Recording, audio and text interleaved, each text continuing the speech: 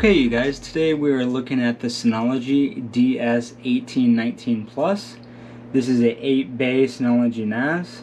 It can do anything from simple file shares to a surveillance station. I mean, it can even host VMs. You can host Windows VMs, Linux VMs. It's very intuitive. It's fast. It has the traditional 4 NIC 1 gigabit ports. It has 3 USB 3.0s in the back, 2 eSATA ports, of course your power jack here, and then you do have 1 USB 3.0 port in the front. I like the newer models because now you do have an expansion module here on the right to where you can put in, I don't know, some SSD caching. You can put a 10 gigabit network card there. There's so many different options you can add there. You just look on the Synology website and it'll show you.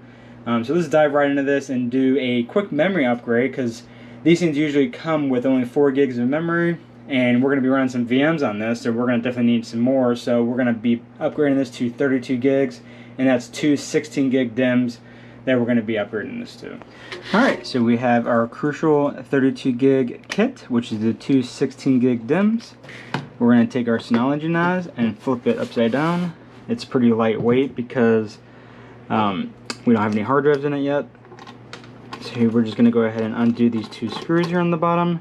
Now in traditional older models of the Synology NAS, it was a lot harder. You actually had to take the casing off and do a lot of headache work to try and just get the memory in there, because like I said, you take all the screws off the back, take the case off. You know, it just took a lot longer. Here it's just 2 screws in the bottom. I love how they redesigned it where the memory's on the bottom. Take out that 4 gig DIMM, set that aside. Here's our new kit. Let's go ahead and open these up. And you do want to just make sure you get the same speed, which is the DDR4 2400. It's basically kind of like laptop memory, but it'll work in the Synology NAS. Here it is again.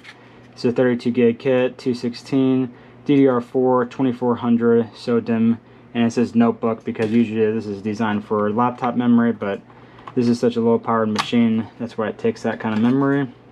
And you can see, please wait 10 minutes after powering on, because once you put the new memory in, the system has to adjust the settings and everything for that new memory. So just to be aware of that when you replace your memory. And just tying these screws back on. And that's pretty much it, you guys. We're going to go ahead and let this power it on and make sure it detects that new memory. If you have any issues, I would suggest putting the old memory back in if it doesn't boot up after, I would say, 20 minutes or so. But let's go ahead and power this up, see how it does. Alright, we waited for our Synology to boot up after we did that memory upgrade. Like I said, it took us about 10-12 minutes, so give it some time for it to fully boot up.